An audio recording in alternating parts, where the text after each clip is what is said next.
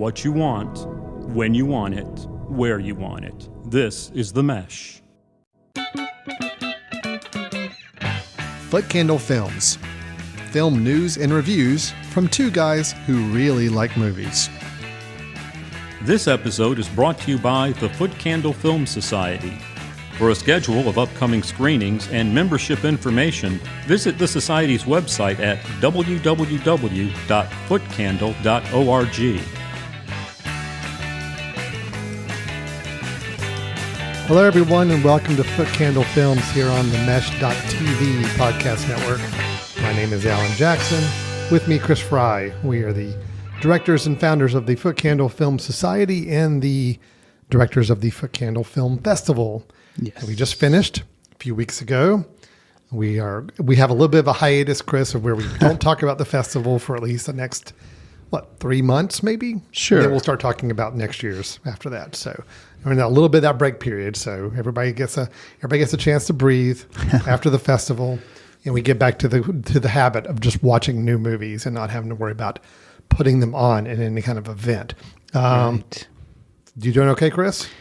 Yeah, having a little bit of a, thank you allergies. We are in fall now, so I've got a little bit of the fall allergy. That. So yeah, my voice is a little deeper than normal, but yeah, doing good. A little deeper, a little richer voice, but it just adds to the experience here on the audio podcast side of things. So Chris, here at Foot Candle Films, we talk movies, we review films. Got a little bit of a different review take on this episode, a little different in that we're actually going to be reviewing 4 films. So it's Paw Patrol, the Mighty Movie, and the new Taylor Swift Eras tour that's coming out. And what 2 other ones? We're actually going to review Taylor Swift 3 different times because we were going to watch it 3 times in a row. Okay, and see if our takes vary, and then do Paw Patrol to finish up. Okay, Paw Patrol will be the nice icing on the cake at the end of the evening. Yes. Excellent. No offense to the Taylor Swift film. I actually think it's going to be I actually am kind of curious to see it myself. So and it's over 2 hours. Is that right? Yeah, I think it's like almost the length of the concert. Wow. I think it is the whole concert in a concert film. Okay. All right, but we digress. Actually, what the 4 films we're going to be talking about, Chris, are 4 short films. Kind of an interesting project that was released on Netflix from a Mr. Wes Anderson, a director that you and I have spoken about many, many times and reviewed many of his films over the years. But he has put out 4 short films directly to Netflix that are all adaptations of Roald Dahl's short stories. So we're going to review all 4 of them. They'll be short reviews because they are short films, short stories. Sure. But we are going to review all 4 of those and talk about them as kind of a individually and as a piece of work by Mr. Anderson. After we go through that review of those 4 Netflix short films by Wes Anderson, Chris and I are going to come back, and we have at the end of the show some recommendations of films that we think are worth checking out. It sounds like it's going to be a little bit of a Halloween recommendation episode based on what I've heard you say and what I know I'm going to be recommending. Sounds like we're trying to gear people up for the Halloween season with a few, maybe a little scarier films to recommend this month. All right, so we're going to get to that in a little bit. But first up, let's talk about our reviews of these 4 films. Again, Wes Anderson readapting these short stories into a film format and directing all 4 of these pieces. This is the collective work. Let's start with the first one. Let's talk about The Wonderful Story of Henry Sugar.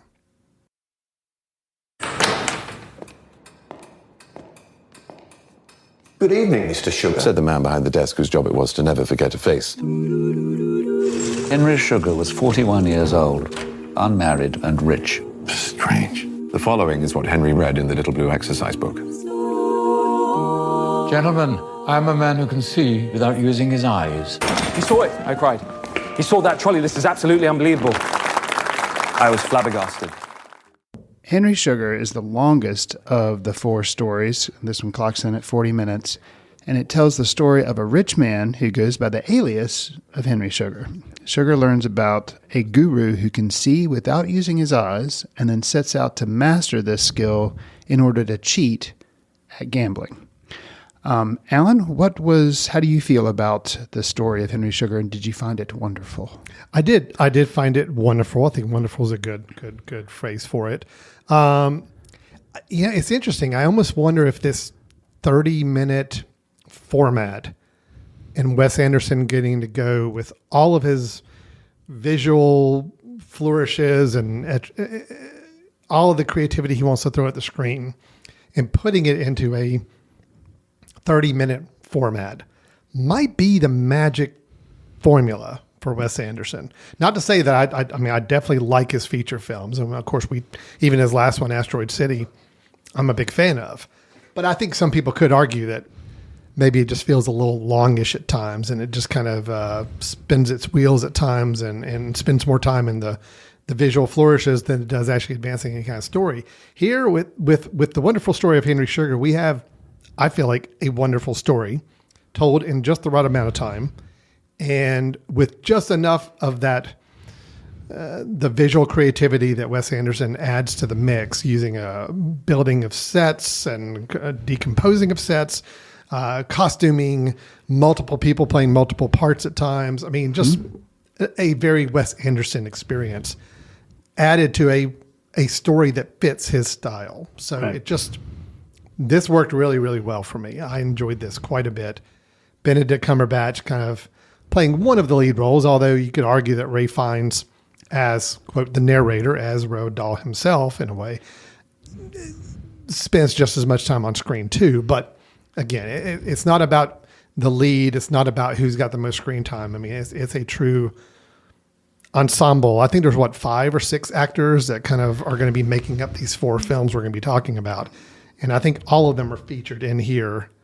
Well, no, except for Rupert Friend is not in this one. He's not in this one. Yeah. Well, not that I noticed. Right. He very well could Right. be some other way. But I thought the story was fun. It was a nestled story within a story, which is a very Wes Anderson thing to do. You have a narrator explaining the story, and then he's telling the story of Henry Sugar, who finds a book that we then dig into and find out the way that book was written. And it's just, I thought it was great. I think this is, I'd be perfectly happy if Wes Anderson just wanted to make 30, 40-minute movies like this for the rest of his life. I think I'd be happy. Chris, what are your thoughts on the wonderful story of Henry Sugar? Well, before I delve too much into specifics of this story, I'm curious to hear you say that you kind of prefer Wes Anderson in this mode, seeing as how but he released a feature, The French Dispatch, which you were not high on. Right. And I think which had little segments. So it was like that, with the exception of, obviously it was released as a film. So he put them all together and strung them together. So you're saying you don't mind him doing separate stories, but you want them to be not attached to one another. I think that was the change of it, is that I thought about that too. French Dispatch was probably my least favorite film of some time of his. I was going to guess that. And it was one of my favorites. And I get it. And I could see it's a little bit sound like I'm being a little contradictory by saying, give me a 20, 30-minute Wes Anderson short film and I love it. I think the fact that this truly is a standalone, it is a singular piece. In French Dispatch, you could argue those are singular pieces, but I think there was still a desire to make them all work together into one big piece. And I think watching them in the order and not having the chance to break and see the end of a story, I think was exhausting. Gotcha. This was not. So I think that's the difference for me with that. I think Wes Anderson can throw everything he wants to at the screen. And in some parts of this particular piece, he does. And I'm going to absorb it and take it because I feel like, it serves the story. The story is what it is. It fits within this time constraint and it works. So, yeah.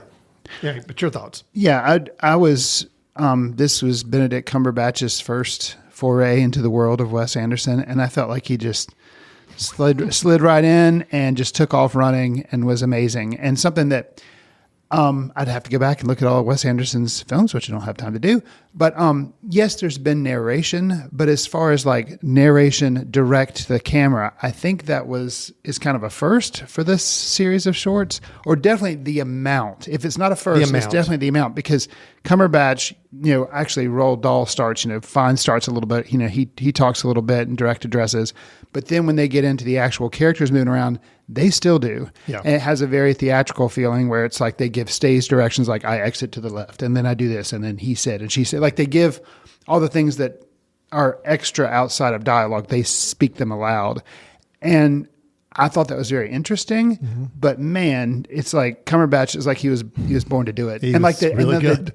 the deadpan style too. Like you just feel like he was either channeling Wes Anderson without any direction. He just kind of knew like, oh yeah, I know what I'm doing here, and just took off running. Or maybe Wes was like, okay, this is exactly how I want you to do it. You figure some of his things are so mannered that maybe that was the case. But it came across as very comfortable for him. So yeah, absolutely. And it, I guess bringing in a little outside experience. I really like Cumberbatch in Sherlock, that BBC series, and his character in Henry Sugar kind of reminded me of that a little bit, kind of a little privileged, kind of removed from everybody else, and a stilted way of talking too, and seeming like I'm more intelligent than anybody in the room. And and that, I think that helped kind of color the performance as well. And it also reminded me, oddly enough, of another Benedict Cumberbatch character, Doctor Strange, because that guy was, privileged surgeon, and then he has something happen to him, and it kind of changes the course of his life. And this was kind of a similar way. So, but this was obviously written way before Doctor Strange and all that kind of stuff. But it was interesting. So I don't know if Wes Anderson had all of that in mind when he cast Cumberbatch, but he just felt to me like the perfect dude to do this story. Yeah. I'll touch on some of the other. You mentioned that there were like a cast of maybe 4 or 5 overall actors that are kind of in every film. I think it's 6 actors that basically made up all the main performances in all 4 of the films we're going to talk about. So Ralph Fiennes, we've already mentioned him. He kind of plays Dahl, who's a narrator of sorts. Then we have Dev Patel, Ben Kingsley, and in this one we have Richard. Ayoade? Is that how you say his last name? Sure. Okay. So we don't have Rupert Friend in this one, but we do have those other fellows. And like you mentioned, they also play multiple roles. And I felt like that helped bring some comedy to it too, because you can tell, okay, it's not Henry Sugar anymore. It's this guy who was developing costumes for him or something. But it's clearly, they don't try to hide anything. It's kind of like a stage performance where there's an actor playing multiple roles, and it adds to the fun of the piece that you can tell, like, okay, this is the same person. Yeah. And it's like he knows that and he's enjoying that. You feel like you're watching community theater in a way. It's like a really good community theater. Well, good cast. Sure. Small cast, weaving in and out, and even stagehands and other people play parts in these films where you see them giving props or taking things away from the actors, just like you would on a stage performance. It very much is it's a great blend of a excellently narrated story where you could still enjoy this even if your eyes were closed. Yeah, it could be like an audiobook. It is a little bit of that. I actually was thinking about that as we got later into the films. I'm like, no, this is great. You could actually still listen to this and still get almost everything out of it. But then you add to it the theater type performance, stage performance. And then you layer on top of that Wes Anderson's just visual creativity, which really, really was excellent in this particular film. He really had fun with the sets and the set building, and some of the just visual flourishes he had were really excellent here. So I thought this was great.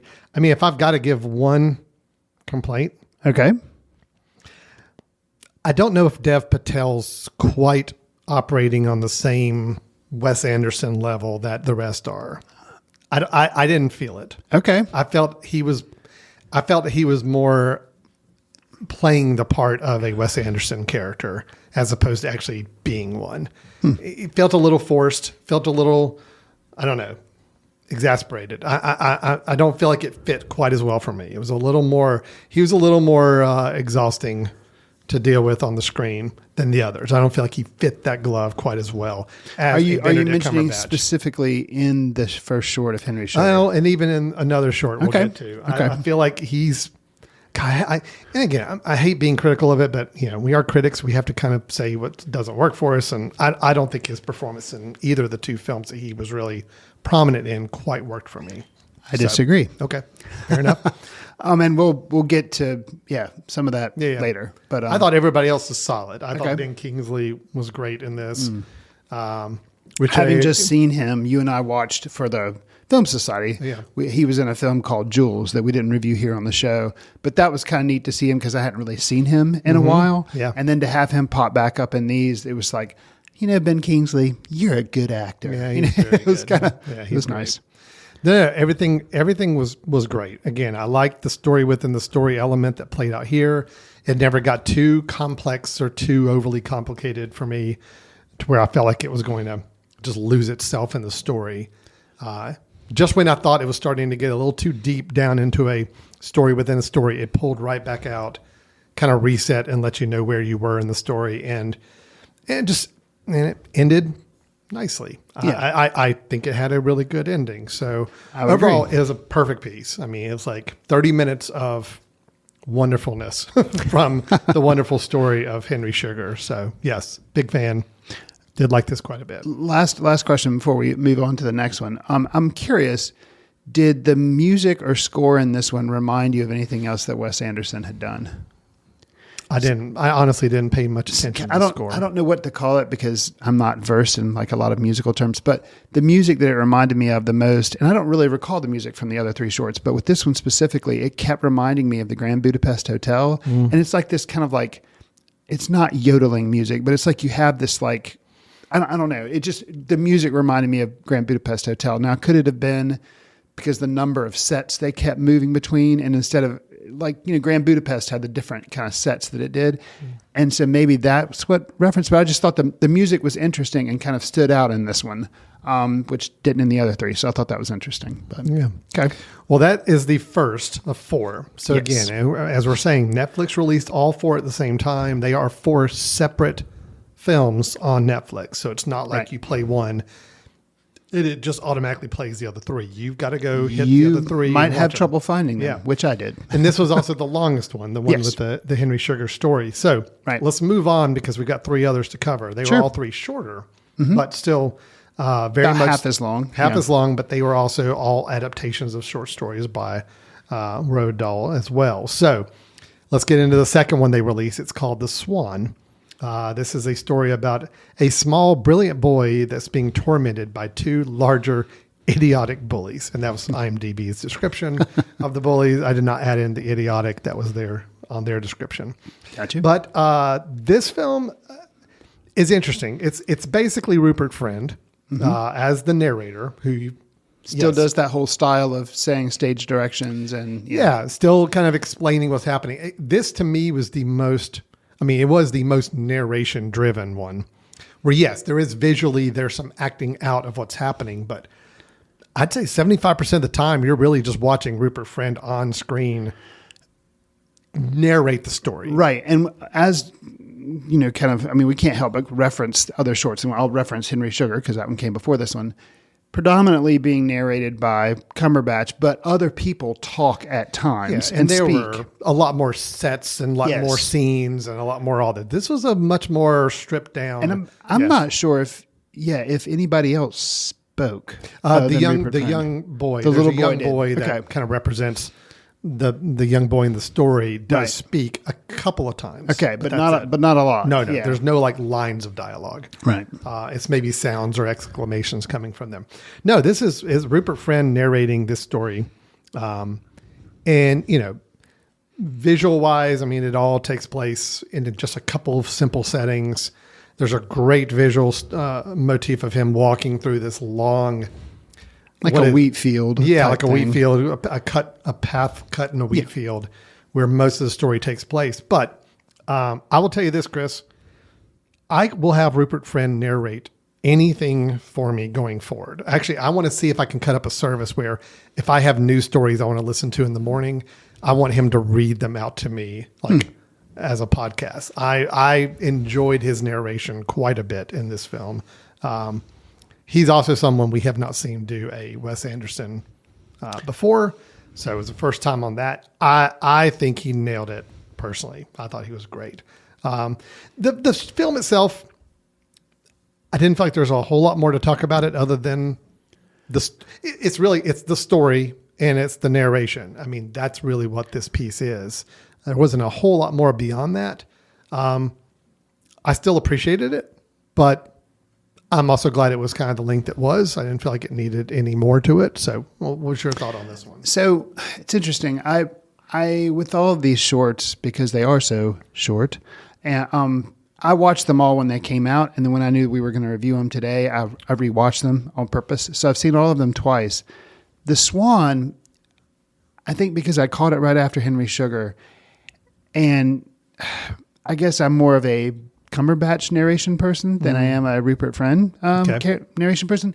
Not that it was bad, but it was just different, and maybe I felt like, I don't know, something about his cadence made it kind of hard for me to keep up with him. And I think also because I'm a trained animal, I think everything is going to be like what I just watched. So I'm like, okay, here's another Wes Anderson short, and they're doing the direct narration. Okay, got it.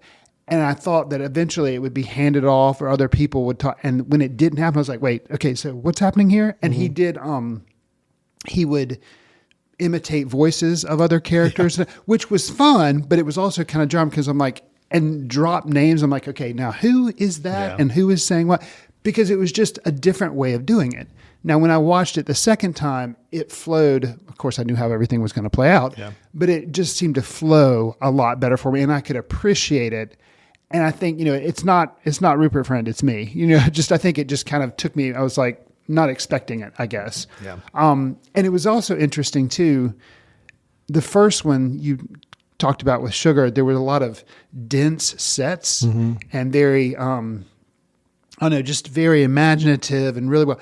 And this was a lot very much stripped down. And so it was shorter. You mentioned it was shorter. I mean, we're going to see that stripped down, honestly, for the next three. I mean, it really is like they put all of the production elements into that Henry Sugar one, which was the longer one, a little bit more elaborate piece. And then these other three are very stripped down. Probably the most stripped down I think I've seen Wes Anderson since, Rushmore, and even before that, maybe with Bottle Rocket. I mean, just letting the story serve the story and not feeling like it has to be added with all of these visual elements to an overdone creativity.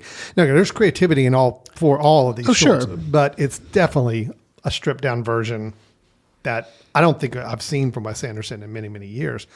And I liked it quite a bit. I mean, the Swan is a good example for me of letting the story be the story. And it's just a matter of how do we tell the story. It's not really how we embellish the story. It's not how we elevate the story. It's let's just tell the story and let's have a nice presentation of a story. And I thought this was a nice presentation of that story. We mentioned the stage hands that were used. They're used throughout these different shorts. But in this short, I feel like they're used the most. Yeah. And actually, I think if they had been dialed down, it would have dialed down my appreciation of the short because it is so stripped down and so sparse that they provide a lot of the comedy. I think the stage hands kind of running in and out. And they're in the other films, but this one I feel like is 80% stagehand because there's not a lot else going on. Yeah. And that I really... You really have Rupert Friend and you have a young boy that he's talking about in the story that's kind of just following along with him. But that's really the action you've got. So you're right. The stagehands coming in and handing props or taking other directions. Or I think the funniest bit is the pow, like them shooting the gun sound. That did add to the comedy. Here again, kind of an interesting take. In all the films, this one we'll get to, the next one, Ratcatcher. I'll talk about something in that one. But what elements are physical in their hands and what elements are mimed? And for instance, that gun that you mentioned, there's a gun being shot at one point, and it's just a guy mimicking that he has a gun in his hand and then makes the pow sound. Right. So yeah, just really, I mean, you can tell Wes Anderson puts a lot of thought into everything he does. But just the amount of thought that he put into this, okay, what is going to be a physical prop? What is not? What am I going to choose? Because this one did a little bit of it. We had a little bit of a Henry Sugar where Cumberbatch was driving and we did kind of not stop motion, but obvious green screen of him driving in a car and projected, projected rear projection. You could tell that was going to go. With this one, there's some images of a boy way up in a tree. And it's like, he doesn't bother to try to make it realistic. It's this is clear. It's animated or claymation or something that's up there. So which he did a little bit in Grand Budapest Hotel, and of course he made Isle of Dogs and Fantastic Mr. Fox. So it's like the choices he would make to switch styles are just very interesting. Yeah, I'm curious, and like you said, this is shorter, so not as much to dive into, I guess. The ending of this one. struck me a little bit as abrupt, maybe. And I think it was because I was expecting, I don't know, something a little bit more whimsical or for the tone to end on a lighter note. And no dice. Yeah. It was so I wonder what your without spoiling anything for people who haven't seen these. Well, but- again, these being short films, and I get the impression it's short stories. Even the script that we see at the end of each film kind of gives you like a 1-sentence little background of the film. And I think a couple of them even said like they were based on maybe unfinished works. Well, or there was some still, it was like something they just found like in a journal of his or something written that way.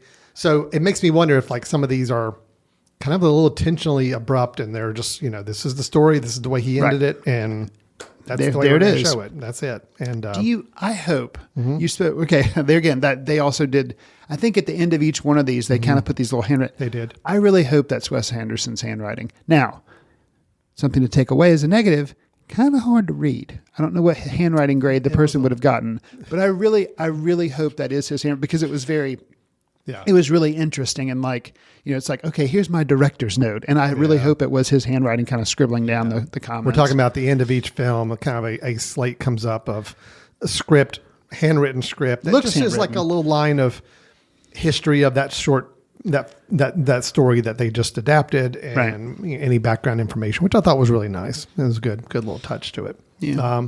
So that's The Swan. That one was the one that was released second. So, I mean, if you're watching them in the order of, quote, release schedule, that would be it. The third film called The Rat Catcher. And this is one, again, we're still utilizing the same core actors that we saw in the Henry Sugar short.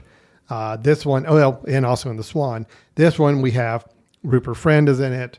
We also have Richard Iota is acting as more of the narrator. He's more for the this narrator one. in this one, yeah. And then we also have Ray Fiennes as the Rat Man.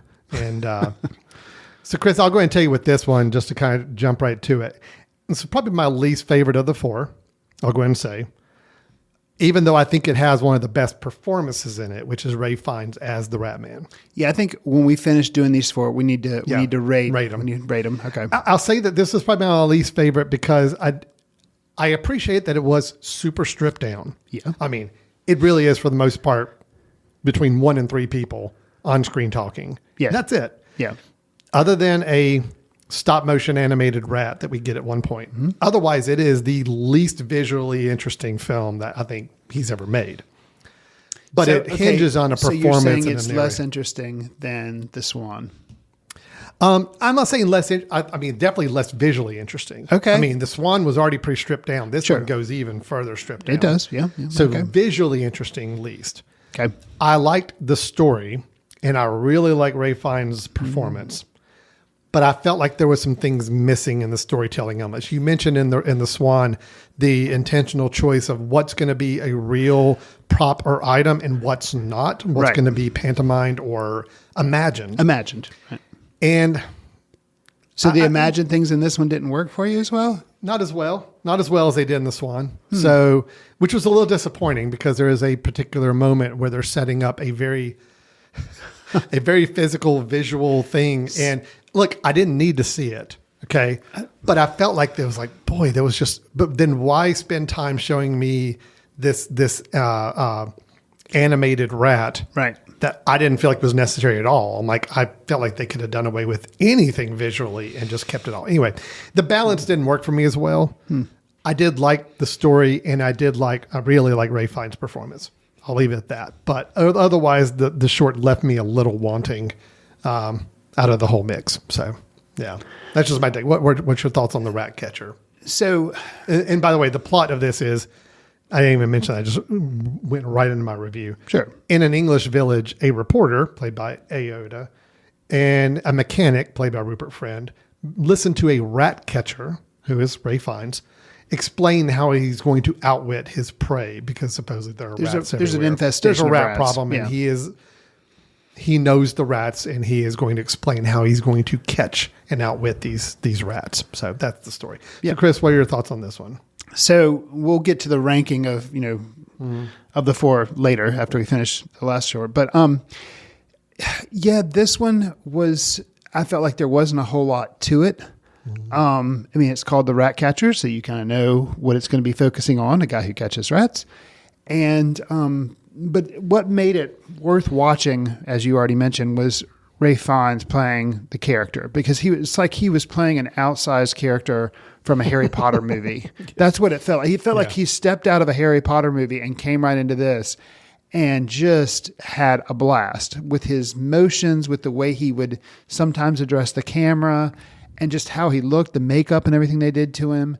And, the other actors just stone-faced and, delivering lines. It was just, that's what made it worthwhile. I agree.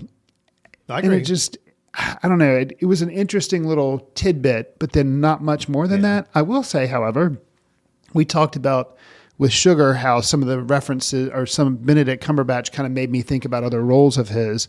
Okay, so Fiennes' performance made me think about something in a Harry Potter movie, which he was in those, but not as a rat guy. This one, kind of towards the end, the rat catcher makes some interesting comments on candy making. Mm-hmm. And that kind of made me think, okay, Roald Dahl, that's, the whole Charlie and the Chocolate Factory stuff. So Willy Wonka. So I was like, that's interesting that he's kind of, again, taking kind of a dig at the candy industry, and maybe somehow it can have a darker side. So sure. I found that interesting. That was very fun. It's interesting call out. So. Yeah, and there's a moment in this short that I really liked, and I wish they had expanded on. Okay, where there's a acting out of two animals, and now you're not talking about the pantomime stuff here that happens with some. I'm talking the actual acting of two of the characters in the film, and the lighting changes, and it's very like canted angles, and it's like very meant to look a little bit like a intense horror movie in a way with these two. Absolutely. And I'm like, that I loved. It's like, I guess that's what made me think, okay, well then why spend time with this animated rat when you could have pulled off this whole short in this acted style and using the characters that you've got to play. I'm like, that would have been really cool. I have a defense for that. Okay. So the animated rat, I think, is done simply because Wes Anderson likes doing stop motion stuff. Seems to like but that. Other than that, also because the rat talks, but it's the rat catcher is saying things and the rat is saying it. And there's commentary there on whether this person really thinks he is a rat himself, and that's how he can get in the rat. So I think that was the reason to have a stop motion rat and have it talk. That's my explanation. I hear for that. you, and I agree. I'm sure that was what the reasoning was. I think they could have pulled it off using that same style of let's let these three characters play these creatures, and because you get this. Maybe. I mean, I already got the sense that the rat catcher, they were already making him very rat-like to begin with. Oh, sure, and they say the way he walks and everything. stuff. I mean, they already were leaning into that already heavy. So it just. And then I felt like it's like if you're going to go strip down and just really keep it down to like three actors playing characters and let them act out these scenes. I mean, let's go all tilt for it. Let's do the whole 12 minutes or whatever this film is, or 15 minutes, and let's do it. Anyway, that was the one thing that left me a little wanting with that, is I felt like it was a little uneven, and I kind of wish they had just burrowed into like that one style for this story. But I also agree it was the least affecting story for me. Although the performance with Ralph Fiennes is the reason to watch this. Well, and I think, again, you were saying you preferred the actors pretending to be a rat and the other one being the rat catcher, and he's just being himself at that point. So I explained why I thought they did the stop motion rat, and I think why they go this route and some of the pantomiming they do earlier in the film, it's all about animal rights and trying not to be. Oh, yeah. And keeping this, I mean, I don't know what this is rated because it comes out on Netflix. It's considered PG. Okay.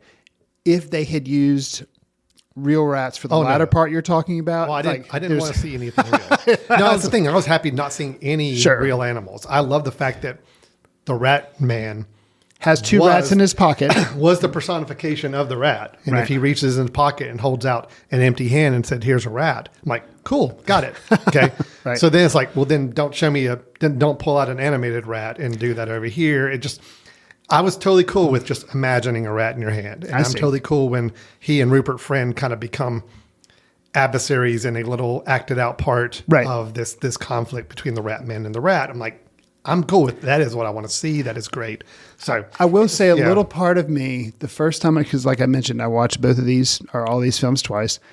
there's an instance where the rat catcher lets a ferret and a rat basically chase each other inside his shirt. Yeah. The first time I watched it, I was like, oh, that was kind of a missed opportunity not to do some type of the shirt billowing around. Or like get a stagehand behind Right, him, like just to right, kick the hands right. and rustle around in the back. Exactly. Yeah. Mm-hmm. However, when I watched it the second time, it made me appreciate it that much more because and I kind of picked up on this on some of the other shorts too. Sometimes what was being said was happening, and other times they just kind of let it play out, and they just would have the people stand there. And that was one of the instances where nothing was happening with Ray Fiennes' shirt as the rat catcher, but he just kind of stood there, and it was kind of like menacing, and they just let the scene continue. And I thought in a way that was effective by not trying to mimic everything. Yeah. So it's just interesting take. I'll go to echo again that I think, to me, the Swan and the Rat Catcher, those two specifically that we just talked about, are the ones where you can just listen to this and get 95% or more of the story and everything. Even the Rat Man's performance, a lot of it's vocal. So it's like, yeah, visually he's an interesting looking guy on screen too, but it's like this one in particular is like, no, you could just really listen to it. And it's a good story told really well, or interesting story told really well. So I like that as well. I've got some thoughts about this whole experiment that we'll get to at the end for sure. But that's the Rat Catcher. Let's move on to the fourth one. Fourth one's called Poison. This one features Benedict Cumberbatch as Harry. And Harry has a poisonous snake that has slithered onto his stomach while he is laying in his bed. So now his associate and a doctor are racing to try to save him. It's a very poisonous snake that they're concerned will bite him. I'd never heard of a crite. Yeah, it's I'd never like heard of that kind of snake, but it looked like a little coral snake, like the image that we saw at one point. Sure. And I don't know where this is supposed to be taking place. Like if there's the creatures there are a little bit more poison, or if it's a little made up. I don't know. But it's this is a short one as well, like 17 minutes long. Chris, this is the last one of the four of the sequence. We also have Dev Patel here as Woods, his associate, and we have Ben Kingsley as the doctor. Those are the three main characters we have here. What was your thoughts on this one? Benedict Cumberbatch, because of his assignment, he is made to lay in a bed. He cannot move anything other than his mouth and his eyes. Like try not to even move his chin as he talks. It's literally like just his mouth. And they show him, because he's got a snake on him, and they show him like profusely sweating. Like, I think that has to be the most an actor has ever done with the least. And it's comedic, but yet you can feel the tension, the way he cuts his eyes back and forth. So that, I just thought it was fun to watch, I think this was the funniest short. Okay. And it was also the one, I'm trying to think of how best to describe it, where the Swan and the Rat Catcher could have easily have been actually true stage performances on a theater stage. This one is a bit more theatrical because you're dealing with a lot more camera angles and close-ups and people in a bed. I see. And moving locations around and all that. And it's a very tight little story plot too. I mean, it clearly has a beginning, end, and I like this short immensely. I thought this was just enough visual style to it to keep it engaging. This is not one that works as a just audio, just going to listen to it. I think because you can't see Benedict Cumberbatch's face. You've got to see his face, and you've got to see the situation that we're dealing with. It's a very visual situation I would agree. that they're working with. But I really did enjoy this. I thought this was a lot of fun. And it ends. You could argue it ends a little abruptly, but I like the ending. I mean, I think obviously the short has something to say. The story has something to say. But it worked. It worked. See, the one that ended abrupt for me was the Swan. This one I didn't feel like did, but I do feel like I am missing a little background social commentary. Like, I think maybe this takes place in like India, maybe because of like the type of trees and kind of the situation. But I just feel like I'm missing a little bit of like And I guess maybe because I'm thinking also like a caste type system of how different people. There is a little bit of social commentary. Well, and there's some commentary too about his associate Woods and a little bit of his background, military background, and how that relates to the story. How the difference between the doctor and the Harry character, what is their makeup? What is their different? You're right. There's a little bit of that. So I feel like, they say something, but there again, I guess that's kind of good in a way. They're not beating you over the head with it, but still I kind of felt like they make some statements at the end. You're like, okay, so you're meaning this. And so I was a little unclear, but maybe I could see how you could say it ended a little abruptly. Just a bit. I think maybe, I don't want to say unsatisfying ending. It's just it ends on a slightly different note than maybe what you were kind of being led to believe the short story was going to be. I see. And I do agree. I think maybe another scene or so, or a line or a couple lines about the nature of their environment and their relationships as individuals might have helped build the story up by the end. But I had the most fun watching this one. I just think it just worked. So that's Poison. I thought was really good. Again, the Dev Patel, still not my favorite performance here.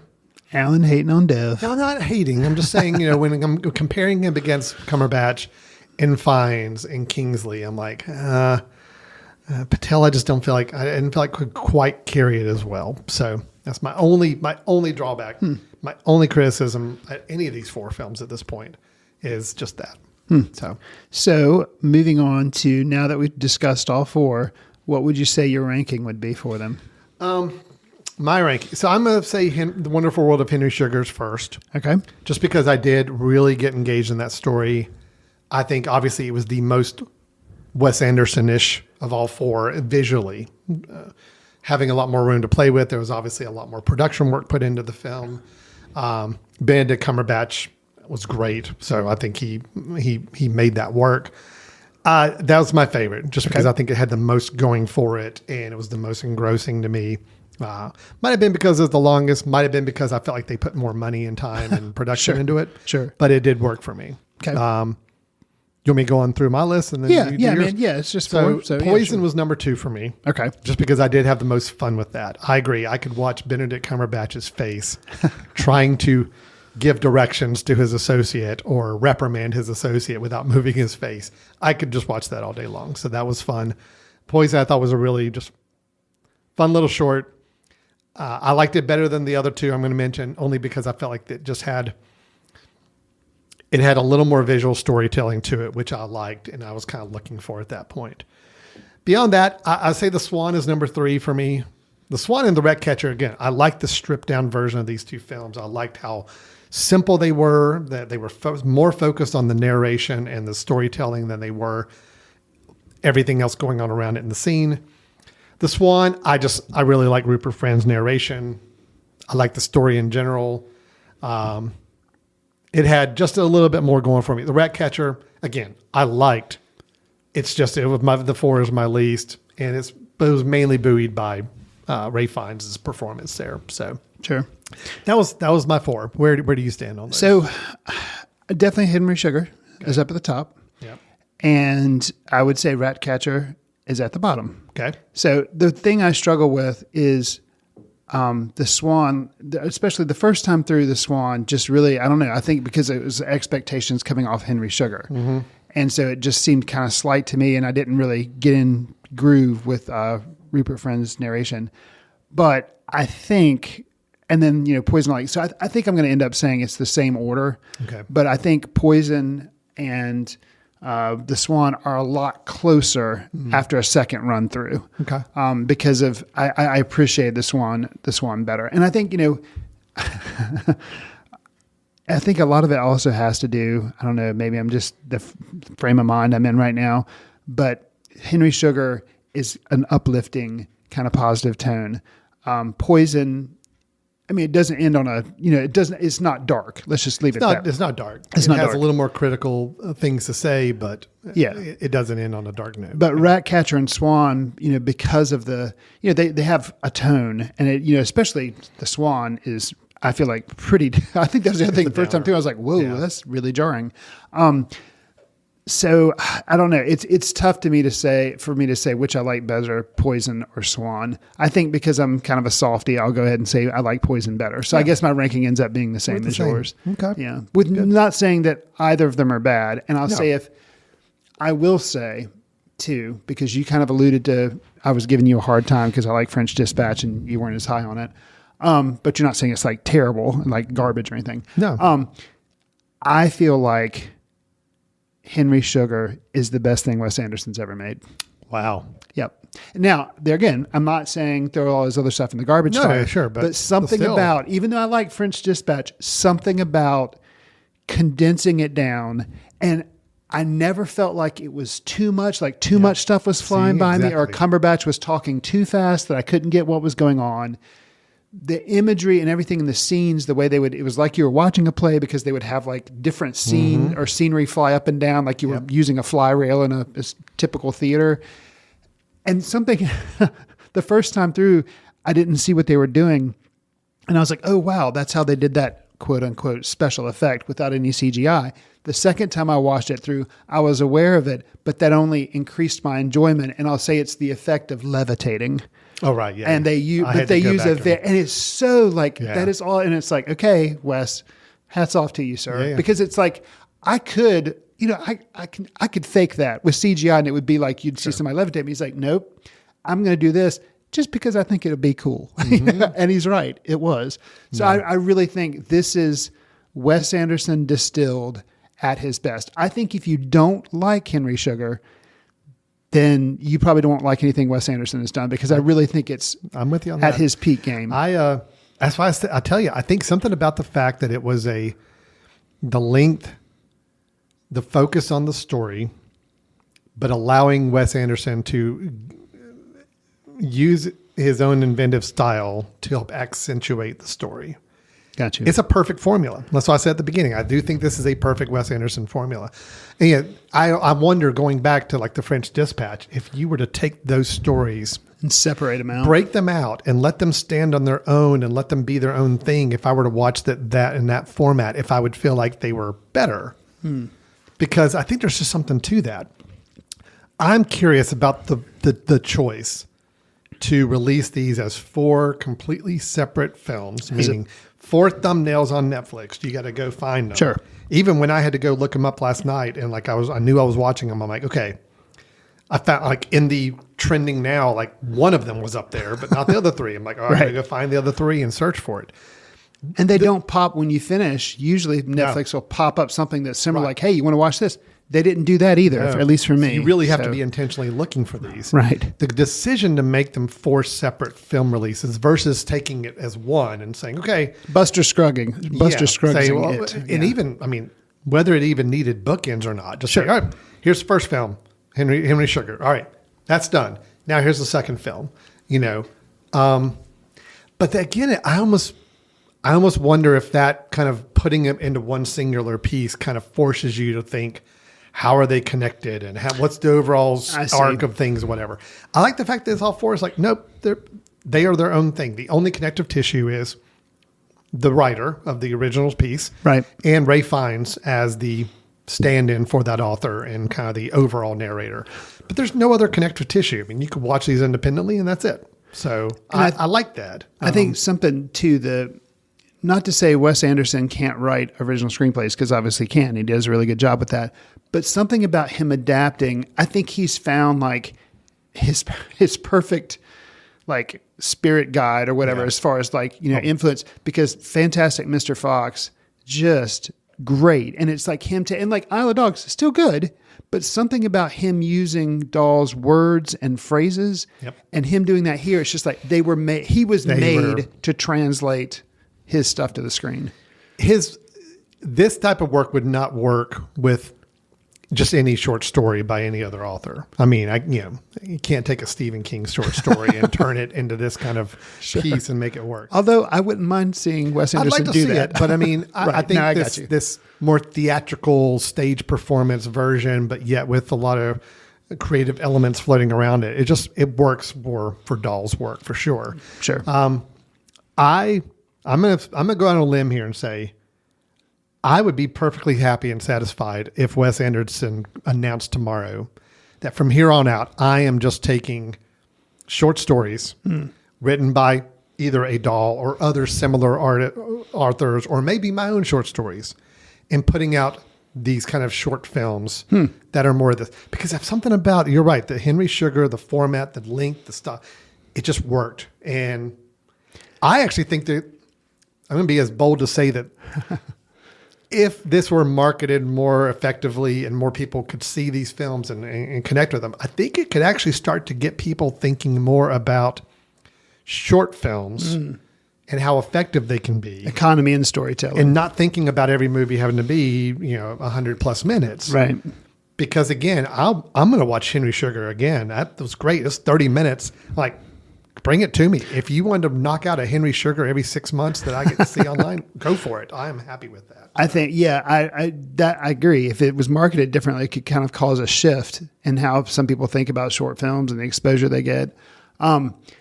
I wonder how, when the Academy Awards rolls around, which it's going to be rolling around, we have 4 different shorts by Wes Anderson.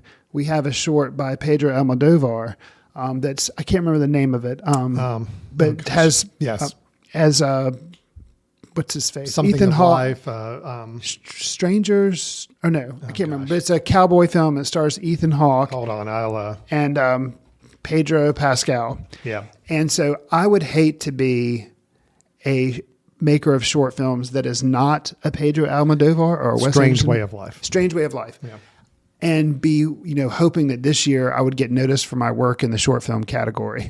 Because, you've got Almodovar and you've got Wes Anderson. It's like, dude. Could this be a year where short films really start to kind of finally take off? Because, you and I are big fans of the format. I love short films. Oh, yeah. So do I. Yeah. I wish more people saw them as work that they sought out and really got excited when new films were released. Sure. But you're right. You got Wes Anderson and you got Almodovar, both with high profile short film collections or pieces they put out. How amazing would it be to see the nominations for short films be, 2 or 3 directors we've never heard of that have made some really great short films. And then you've got Wes Anderson dropped in as one, and you got Almodovar as one. I'm like, that could really start to escalate how people see short films. I just feel like, how could you not? Yeah. That with those 2 guys. Well, and I don't know. I don't know if we used it as a news item a couple of shows ago, but the Academy has stated something like starting in 2025, I think you have to have something more than like a festival run. It has to be released in a theater, like an expanded theater run. But does that apply to shorts? I don't know. I don't know, because know. I've never seen short films hardly that's ever. true. So for features, but not Theatrically necessarily for distributed. shorts. It'd be hard to say that that's a requirement for short films, because what theaters are going to program a singular short film? I don't know. For things anyway. Yeah, I don't know.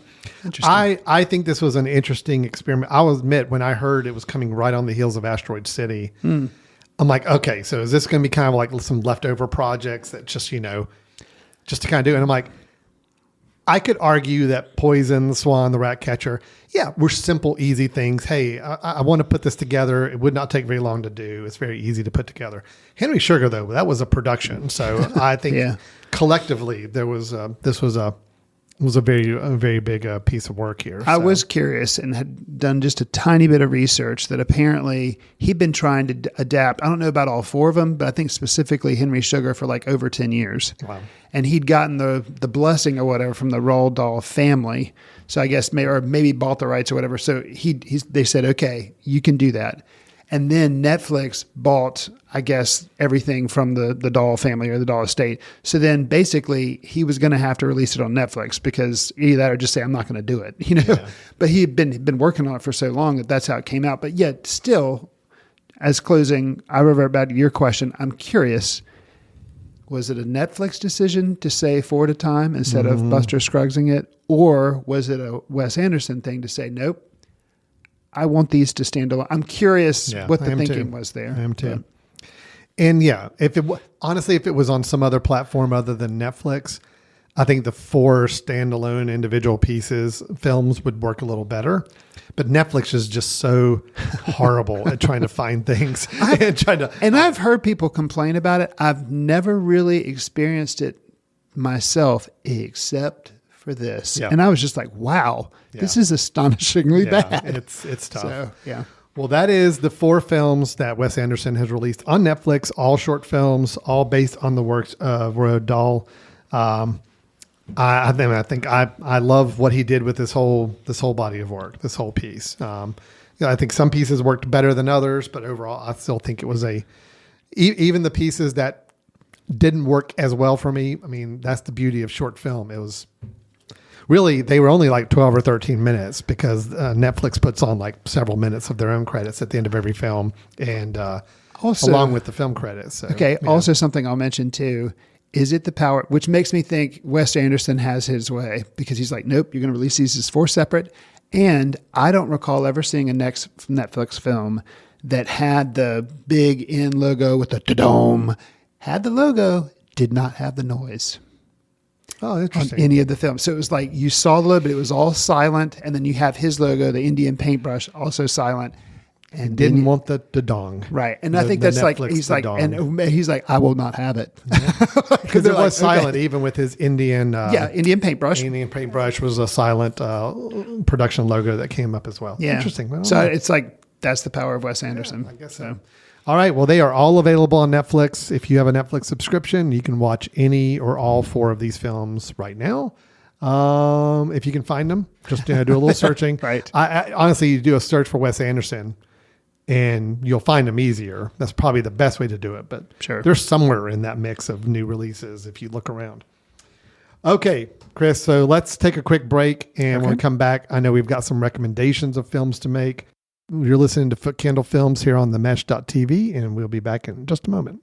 This podcast is sponsored by Jackson Creative, a custom communication agency located in downtown Hickory, North Carolina, specializing in online content creation. To learn more, visit thejacksoncreative.com. Jackson Creative, we tell your story. Welcome back to Foot Candle Films here on the Mesh.tv podcast network. So as we mentioned, we had our review of the 4 short films by Wes Anderson that are available on Netflix in the first half of the show.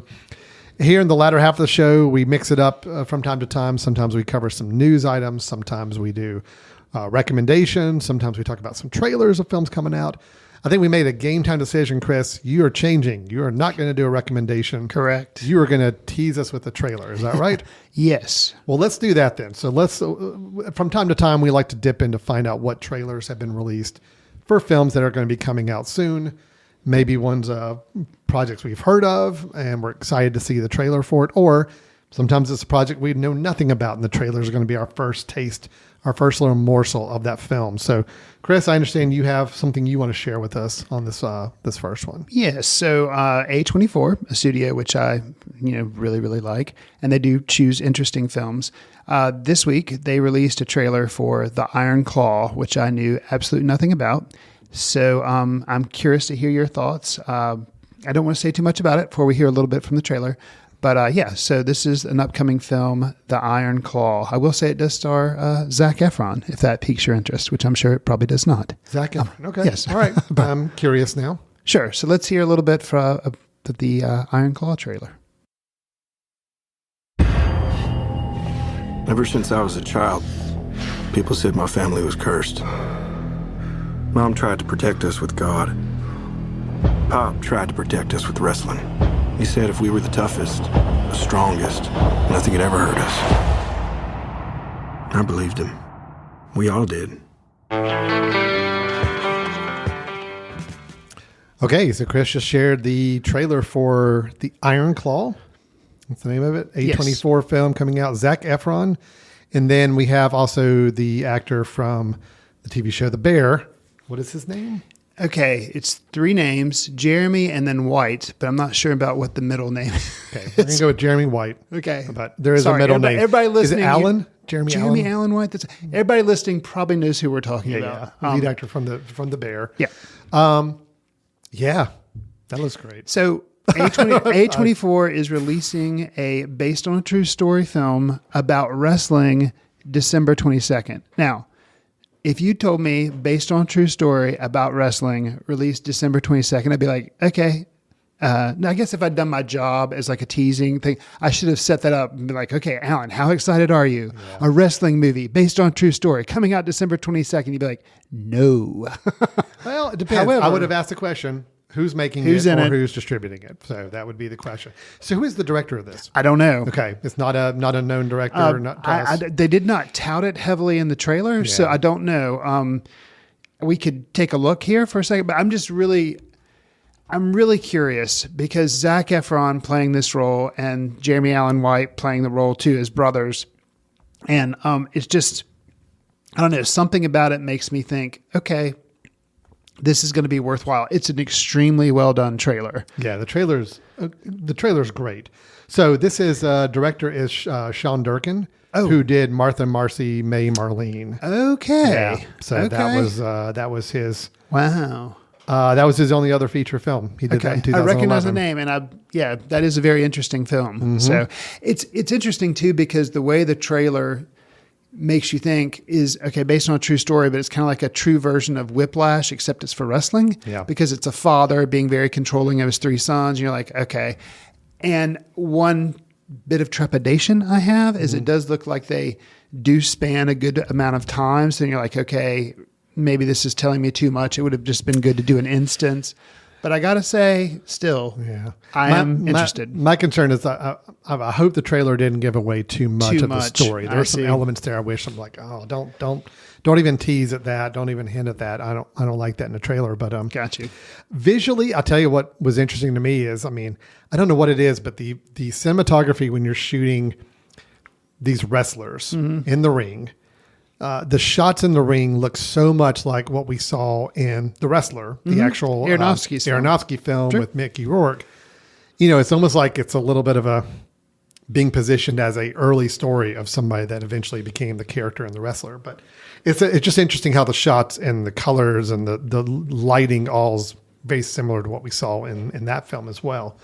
No, I'm very excited, Chris. Okay. I had actually read about this film. I had not seen the trailer. But I had read about it once I saw Jeremy Allen White in it. I'm like, oh, I did read about this. Do you know, I'm not familiar with wrestling.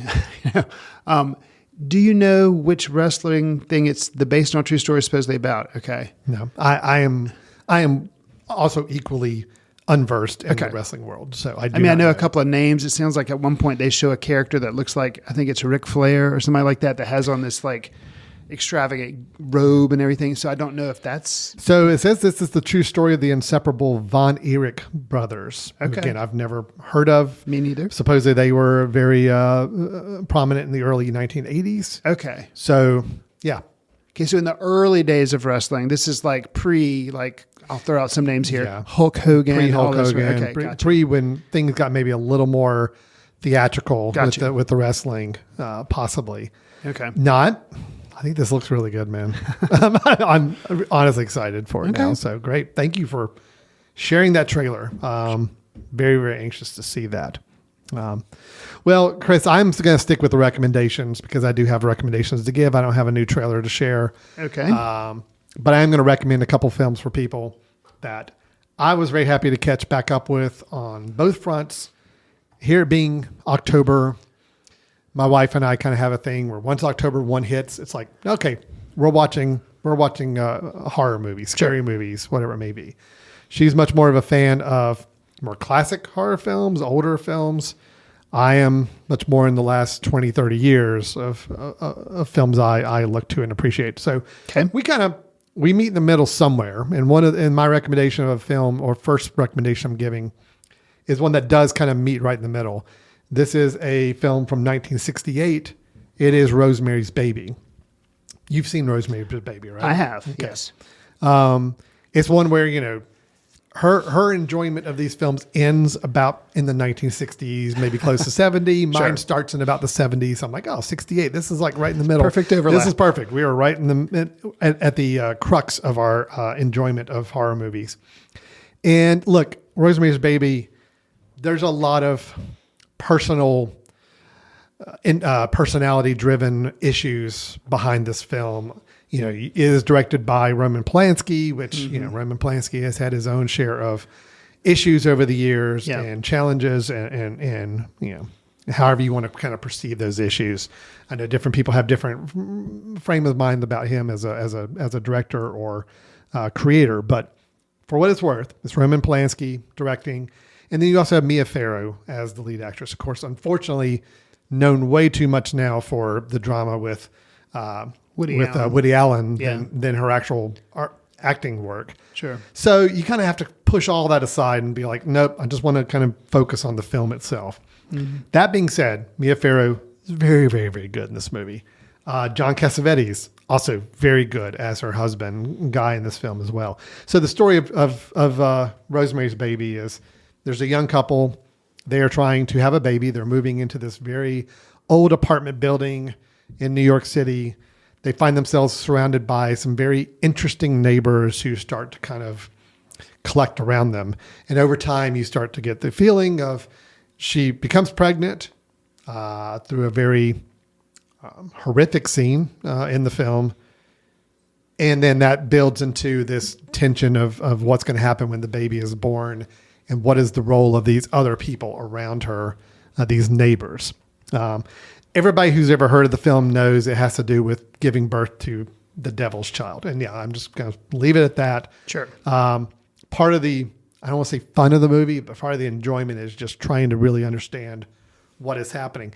It is a plot device in this film that nowadays, I think we've seen a lot more films that kind of have the same idea of people manipulating someone or trying to, people with a certain belief structure, coming together and trying to force someone to do or have something. That's a little more common. Even the film I'm going to recommend a little bit has a lot to do with that as well. Back in '68, though, I imagine it was a fairly novel thing to show in film. So I got to imagine it was a pretty surprising film for people to walk into the theater and see and go through. What I love about this is a horror film without really dipping heavy into the horror field. It's got maybe one scene in particular that I would say, yes, that is a horror scene. It is the scene where she actually does become pregnant. It's terrible to watch. It's very, very rough to watch.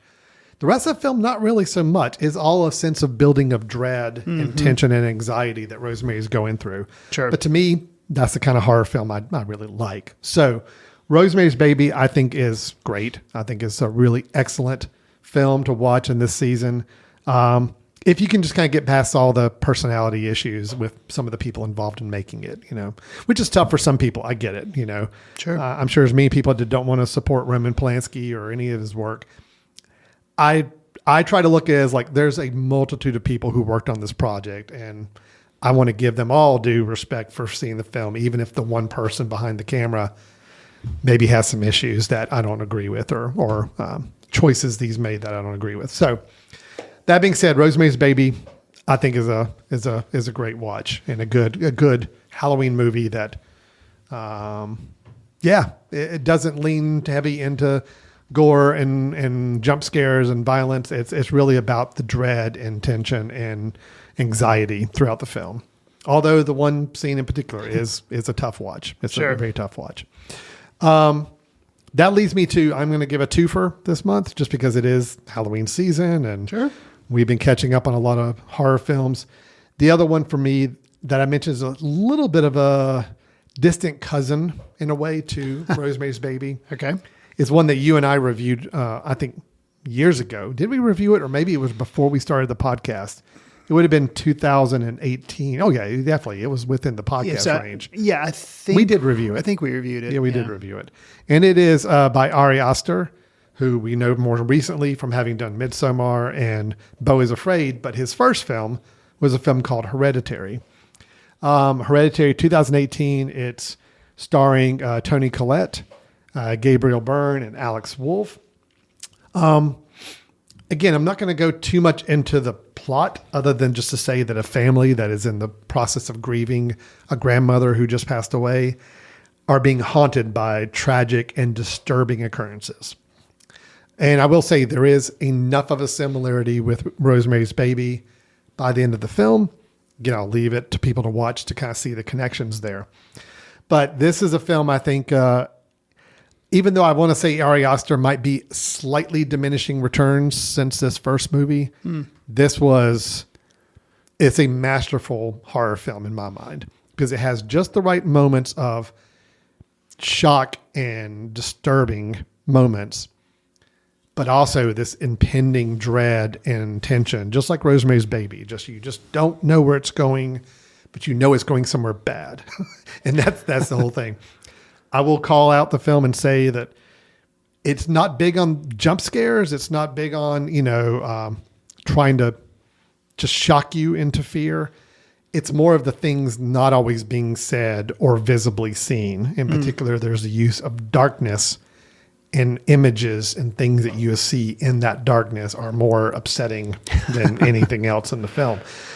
This is also a very disturbing film. I'll just go and caution people. There are some very upsetting moments, especially involving younger people in the film, that can be tough to watch. And so I'm just giving that fair warning. Yeah. But if you get into this, it is a true horror film. Disturbing elements, upsetting moments, but boy, it gives you the creeps all the way through. And I had the chance to watch this again with my family just recently, and nice family evening. No, it's perfect. It's a warm family get together. You also Alan's family has children that are all older. Yeah, all of our children are grown adults at this point, pretty much. So yeah, but boy, it was a fun watch. So Hereditary by Ari Aster, 2018. It is available on HBO Max. I know, for streaming for free there. Well, if you have a subscription. Sure. Or you can just rent it on video on demand as well. Rosemary's Baby we saw on AMC. I think AMC Network had it running and able to see. I'm sure it plays on a lot of cable streaming channels. If you do a search for it and find it, you could probably catch it. But also it's available video on demand as well. Sure. All right. So that's my recommendations for the October Halloween month. Maybe next time we get together right before Halloween, Chris, you might have a more of a Halloween recommendation for us as well to kind of spread it out. Absolutely. We'll do that. Good. All right, Chris. Well, that is what we've got for today's episode. Again, our reviews of the Wes Anderson short film collection based on the works of Roald Dahl. And then we also had our trailer for the Iron Claw coming. When was Iron Claw coming out? December 22nd. Oh, that's right. You said that. Okay. Not too long to wait there. Yeah. And it's going to theaters, I take it. I believe so. Okay. Yeah. All right. And then we had my recommendations of Rosemary's Baby and Hereditary for the upcoming Halloween season. All right, Chris, if anybody wants to follow up with us on anything we talked about or give their own impressions or questions, how do they reach out to us? You can send an email to info@footcandle.org. You can follow us on Twitter @FootCandleFilm, Facebook, Footcandle Film Society, Instagram and Threads, Footcandle Film. Alan and I are also on Letterboxd, where we try to track what we're seeing and leave quick takes. Do us a favor. If you like the show, give us a star rating, write a review, share with friends on whatever service you receive your favorite podcast on to help us reach new listeners. We'd appreciate it. All right. Well, thanks everybody so much for listening and supporting the Footcandle Film Society and our festival this past few weeks. And we'll look forward to talking to you next time we get together for a podcast recording. Thanks a lot. See you in the ticket line. Watch films in the company of like-minded people in the dark. Watch films in the underground. We won't let anyone know where you are. The films that don't make it to Carmike at the mall, or ones that were famous when Grandpa would watch films out of the reverence of the heritage of an art. Watch films through the courtesy of Footcandle Film Society. Special thanks to Carpal Tuller for the show theme music. For more about Carpal Tuller, visit www.carpaltuller.com. You've been listening to The Mesh, an online media network of shows and programs ranging from business to arts, sports to entertainment, music to community. All programs are available on the website as well as through iTunes and YouTube. Check us out online at themesh.tv. Discover other network shows and give us feedback on what you just heard.